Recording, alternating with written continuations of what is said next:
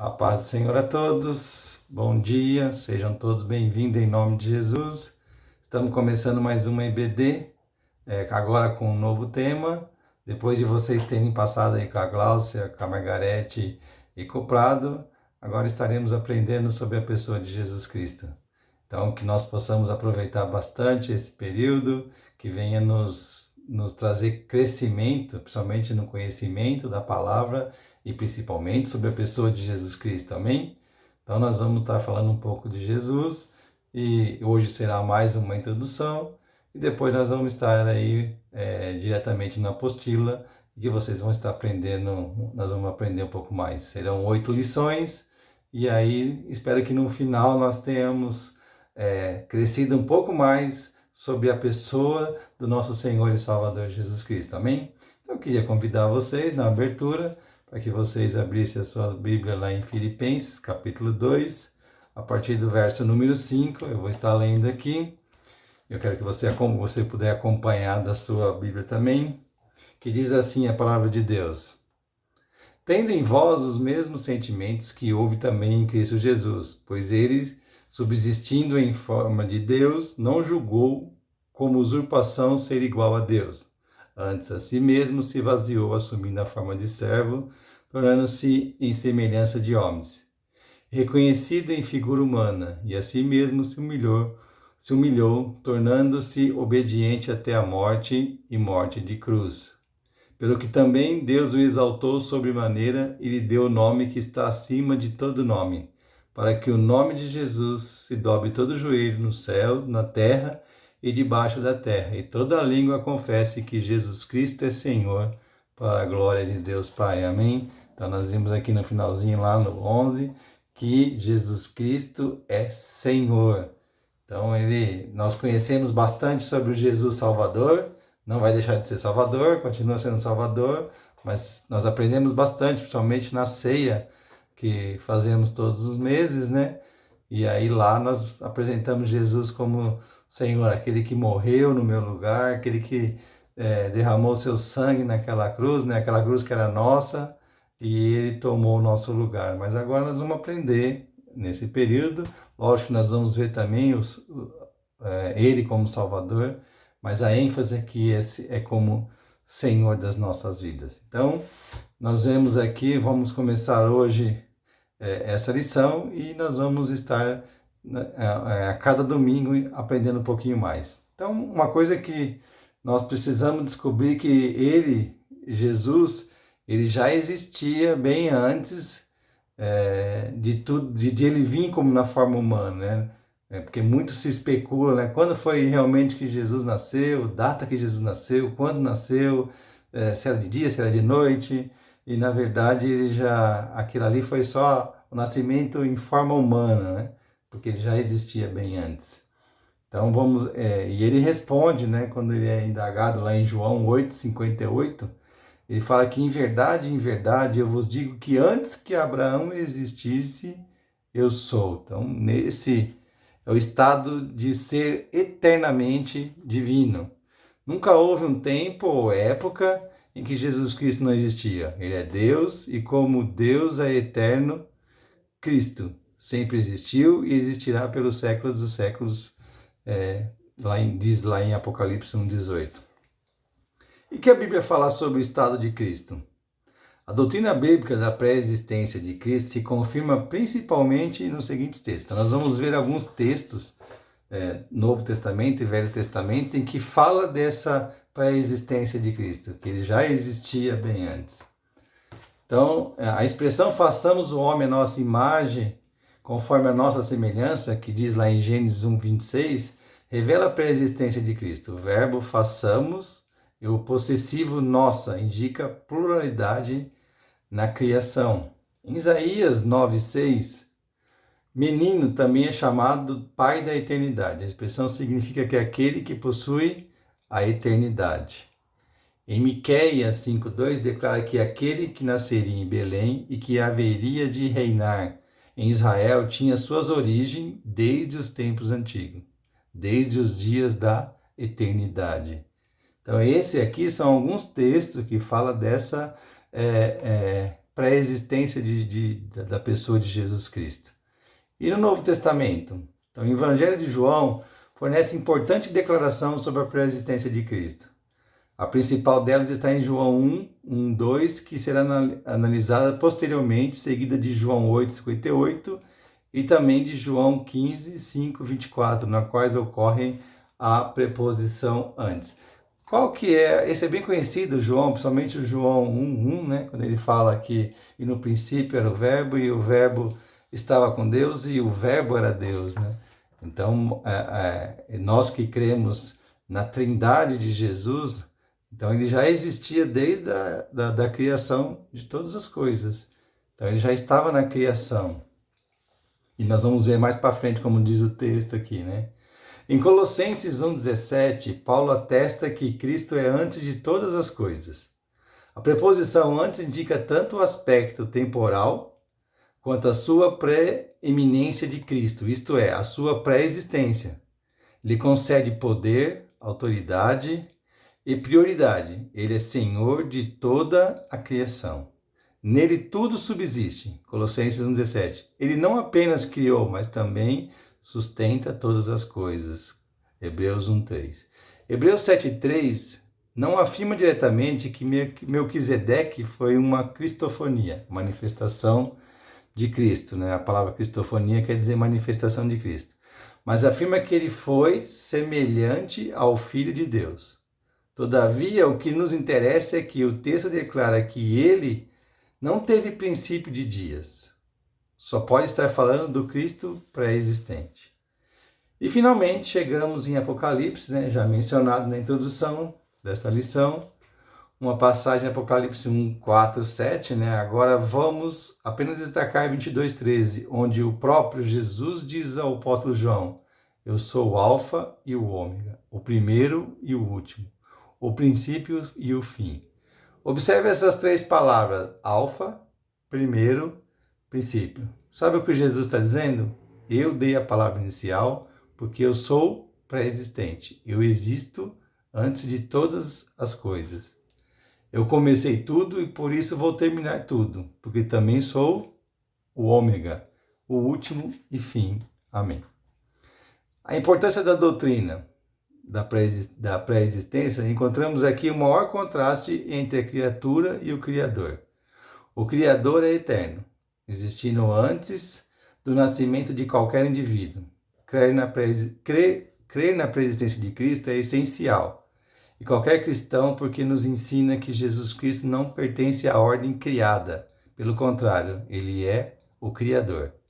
O apóstolo João afirma: todas as coisas foram feitas por intermédio dele, e sem ele nada do que foi feito se fez. Está lá em João 1,3. Analisando o texto, dentre os textos bíblicos citados, iremos analisar mais detalhadamente um deles, João 1,1. A palavra grega para verbo é logos. Mas o que é logos? No ano de 560 a.C., viveu um filósofo grego chamado Heráclito. Se você perguntasse a ele o seu conceito de mundo, ele responderia com uma só palavra: fluxo. Como assim? Ele afirmaria que tudo está num estado de mudança. Nada existe de estático no mundo. Quer dizer, nada está parado, tudo está em movimento. Aí você faria uma pergunta: mas se tudo está em mudança, então por que o mundo não é totalmente um caos, uma bagunça? Heráclito responderia a você: é que todas as coisas acontecem de acordo com o Logos. O que é Logos? Ele diria: no mundo há um raciocínio, uma mente operante. Aquela mente é a mente de Deus, o Logos de Deus. E é aquele Logos que faz do mundo um cosmo ordenado e não um caos. O que Heráclito chama de mente de Deus, o apóstolo João, inspirado pelo Espírito Santo, afirmou que é o próprio Jesus Cristo. Todavia, preste bastante atenção, porque a diferença é que João não disse que Jesus é a mente de Deus. Afirmou que o verbo logos é Deus, pois quando declara em João 1,1 e o verbo era Deus, está dizendo que Cristo existe desde quando Deus existe. O tempo no verbo era no grego é o imperfeito, que denota uma ação contínua no passado. Em português é o pretérito imperfeito, ou seja, expressa um fato passado não concluído. Ou que tudo isso quer dizer que o texto não está afirmando que Jesus Cristo um dia foi e hoje não é mais. Porém, o que ele sempre foi e continua sendo, ele é Deus. Os estudiosos do Novo Testamento afirmam que provavelmente João esteja refutando ou combatendo uma ideia errônea do seu tempo, no qual afirmava-se que Jesus é uma emanação de Deus, distinta da divindade, isto é, literalmente uma heresia. Jesus Cristo não é um ser criado por Deus. Ele mesmo disse, eu e o Pai somos um. Está lá em João 10:30. Importante dizer que há muitas religiões que mencionam a pessoa de Jesus Cristo, citam texto de Cristo, afirmam ser verdadeiro o que ele ensinou, mas o colocam simplesmente como o fundador de uma grande religião. Não é o que a Bíblia declara. Analise com cuidado a mensagem dos mestres e pregadores que você ouve. Ao ouvir ou ler suas mensagens, pergunte: o que ele está falando sobre Jesus? É o mesmo Jesus de João 1:1? Então nós devemos perguntar quando nós ouvimos uma pregação.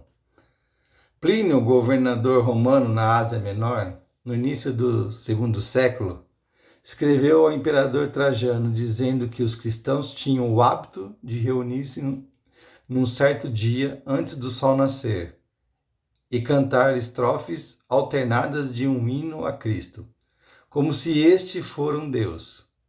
E de fato era, eternamente foi e será. Como a pessoa de Jesus Cristo é central na Escritura, era de se esperar que também seria alvo de muitos ataques e contradições, como o próprio Simão predisse a Maria, Lucas 2:34. Por isso, trabalhamos este assunto logo no começo de uma revista sobre Jesus Cristo, porque é como os botões em uma roupa. Se você abotoar o primeiro botão na segunda casa, todo o restante estará errado. Se você não crer na eterna divindade de Jesus, toda a sua fé estará comprometida e não poderá pregar o que Paulo chama de sã doutrina. Então, nós aprendemos aqui sobre o primeiro ponto, é que ele é pré-existente, ele já existia muito antes de vir na forma humana, como a forma que nós conhecemos. Ele já existia desde o início, desde a criação do mundo, ele já estava com Deus ali, fazendo parte desta criação. E o segundo ponto que nós vamos aprender agora é que é o Cristo humilhado. O que é Cristo humilhado? É quando ele está na cruz, não somente na cruz, né? Lá em Filipenses 2, de 7 a 8, diz assim, mas aniquilou-se a si mesmo, tomando a forma de servo, fazendo-se semelhante aos homens. Achado na figura de homem, humilhou-se a si mesmo, sendo obediente até a morte de cruz. Então, o Cristo humilhado, que nós vamos falar aqui, ele é humilhado no sentido de que desde o momento em que ele deixou a sua glória para poder estar no meio de nós aqui, né, o verdadeiro Emmanuel, Deus conosco, ele já foi uma atitude de humildade, de se humilhar mesmo, né, como servo ali, para poder estar no meio de nós, nos salvando, e ali ele ia deixar toda a sua divindade, né, para estar junto com os homens, vivendo como homem, na figura humana e vivendo como homem, sentindo as mesmas necessidades. Isso é se humilhar, né? E diz assim, o segundo estado de Jesus Cristo é a humilhação. Refere-se ao estado terreno da existência temporal humana. Quer dizer, para quem sempre existiu, agora ele está num corpo humano dentro de uma condição humana, né? Ele já não é mais ele é temporal agora nessa figura humana. E é o período da encarnação e do ministério terreno de Cristo. Isto indo até a cruz. Entretanto, como muitas lições vão tratar diretamente sobre este período da vida de Cristo, aqui queremos simplesmente olhar para Filipenses 2, 7 e 8, que nós lemos no começo, né? E perguntar, do que Cristo se esvaziou e se humilhou? Algum pensa que foi de atributos divinos, mas não cremos assim. Acreditamos que, dentre outras coisas, o outro esvaziamento e auto-humilhação de Cristo tem esses aspectos. Ele renunciou à sua relação à lei divina. Enquanto permanecia no céu, nenhuma carga de culpa pesava sobre ele. Mas em sua encarnação, ele tomou sobre si essa carga e começou a carregá-la para fora do mundo. João 1, 29 e 2 Coríntios de 5 a 21. Ele renunciou às suas riquezas.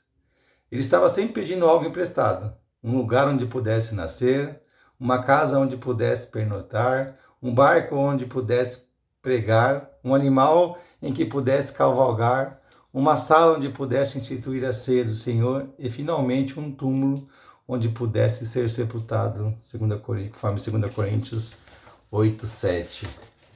Então, essa deixou toda a sua riqueza, né? E teve que, como nós vemos na história, desde o seu nascimento até o seu sepultamento, né? Foi algo que lhe emprestaram.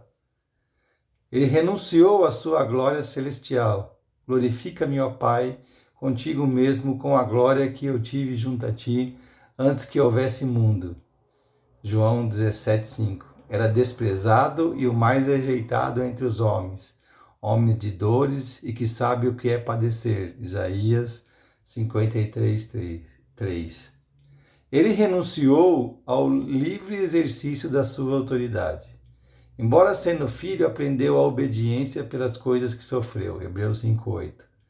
E ele mesmo disse, não procuro a minha própria vontade, e sim daquele que me enviou. Em João 5:30, nós vemos essa passagem. Como Cristo renunciou ao seu ambiente de glória? Ele despojou-se do poder e majestade divinos ao fazer-se semelhante aos seres humanos. Ao dizer que ele, subsistindo em forma de Deus, não julgou como usurpação ser igual a Deus. E nós vemos lá em Filipenses 2,6. O autor estava simplesmente afirmando que Jesus Cristo não julgou sua igualdade a Deus, algo do qual não pudesse abrir mão. Então, Jesus, ele se tornou, não quis se tornar igual a Deus quando estava na figura humana. Mas ele sabia, ele abriu mão para que ele fosse aqui, como nós vimos lá, né, como servo mesmo. E a terceira, que é depois de ele, que nós chamamos que é a terceira, que é onde ele vai ser exaltado, né, que é após depois de ter morrido e ele ressuscita, aí ele vai ser exaltado, que é o seu terceiro estágio aqui, né, quando ele que é o terceiro estágio da pessoa de Jesus Cristo. Então, o terceiro estado de Jesus Cristo é a exaltação, também chamado de glorificação. Refere-se ao estado celestial de exaltação e glória. Todos esses textos, né, que nós vemos ressaltam a ressurreição, a ascensão e a posição de Cristo à direita de Deus, eventos que caracterizam a exortação de Cristo Jesus. Este precioso assunto será muito estudado, né, nesse período que nós vamos estar aqui. O grande valor do estudo do estado de Jesus Cristo está em abrir nossa visão quanto à sua pessoa e obra. Nos evangelhos é comum o Senhor tratar com o passado, o presente e o futuro como se para ele fosse a mesma coisa. Muitas vezes as pessoas não entendiam o que Jesus estava falando porque ouviam simplesmente assim: não é este o carpinteiro, filho de Maria, irmão de Tiago, José, Judas e Simão? E não vivem aqui entre nós suas irmãs? E escandalizavam-se nele. Marcos 6,3. Hoje, os que olham apenas para o Jesus terreno jamais entenderão seu ensino. Dê graças a Deus porque você compreende esse estado de Cristo, né? Esses 3 estados que nós acabamos de falar. Nossa visão é ampliada quando olhamos para o Cristo em 3 tempos. Então nós devemos saber que Cristo, não somente olhar o Cristo que teve na sua forma humana, né? Mas nós só vamos entender a pessoa de Jesus Cristo quando nós vemos Ele como o próprio Deus. Então por isso que nós cremos na Trindade. A parte humana, quando Ele vem, está no meio de nós, foi somente uma das fases, né?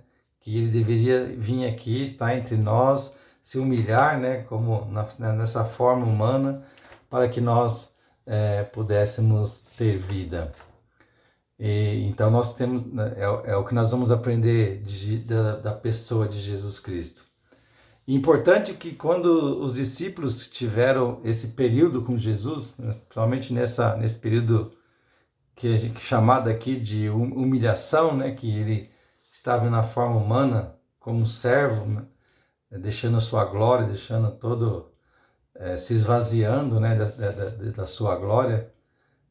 E ele passa aproximadamente 3 anos e meio com seus discípulos ensinando. Em determinado momento ele vai perguntar, né? Uma dessas passagens está lá em Marcos 8, 27b a 28, quando ele fala assim, né? Quem diz os homens que sou, né? E aí os discípulos vão responder, uns dizem que é João Batista, outros dizem que é Elias, e alguns outros disseram que é algum profeta. E aí Jesus faz a pergunta, né? Depois de um tempo andando comigo, né? Não foi essas palavras que ele usou, mas ele pergunta, e vós? E vocês? Quem dizem que eu sou? Então, quem é Jesus para você? É a pergunta que eu vou encerrar essa primeira etapa da quem é Jesus? Então, nós não devemos esquecer que Jesus, ele é nosso Senhor. Lá em Romanos 10, 9, ele diz assim, ó, se com a tua boca confessar Jesus como Senhor e em teu coração creres que Deus ressuscitou dentre os mortos, será salvo. Então, nota aqui que primeiro eu tenho que reconhecer que Jesus ele é Senhor na minha vida, para depois eu poder ter a salvação. Se eu não reconheço Jesus como Senhor da minha vida, se eu não me coloco na posição de servo e Jesus sendo o Senhor da minha vida, nós vamos ficar... Pedro responde aquela pergunta de Jesus, né? Mas os outros discípulos, provavelmente, eles não sabiam dizer, não sabiam responder a Jesus quem era Jesus. Um profeta? O João Batista que ressuscitou dos mortos através da pessoa dele? Ou era algum profeta? Então, para que nós tenhamos essa salvação, nós precisamos reconhecer que Jesus é o Senhor das nossas vidas. Amém? Que você possa ter aprendido um pouco mais da pessoa de Jesus, que esse foi uma introdução daquilo que nós vamos aprender durante esse período. Amém? Eu queria orar com vocês, eu queria que vocês fechassem os olhos e vamos estar orando. Grandioso Deus e eterno Pai, nós te louvamos, nós te agradecemos, bendizemos o teu santo nome. Obrigado por esse período que o Senhor concedeu que estivéssemos juntos aqui, aprendendo desta palavra. Que o Senhor venha falar conosco nesse período, abençoa as nossas vidas, abençoa a vida de cada um desses meus irmãos em que chegará esses estudos e que nós possamos nos aproximar cada vez mais da pessoa de Jesus Cristo. Venhamos nos colocar na sua presença como servos, saber que Ele é Senhor das nossas vidas e que não importa a minha vontade, mas que importa é a vontade do Senhor para a minha vida. E que nós venhamos saber reconhecer e buscar essa vontade do Senhor em nós. Assim eu oro por cada um de nós aqui e que o Senhor venha nesse período aqui falar grandiosamente através desse estudo. Colocamos as nossas vidas para que o Senhor realmente fale conosco, abra o nosso entendimento, abra o nosso coração e que nós possamos ser abençoados com a Tua palavra. Assim eu oro, te agradeço em nome de Jesus. Amém. Deus abençoe a todos, tenham um ótimo domingo e que semana que vem estaremos juntos novamente com mais um estudo. Deus abençoe, até domingo que vem, em nome de Jesus. Amém.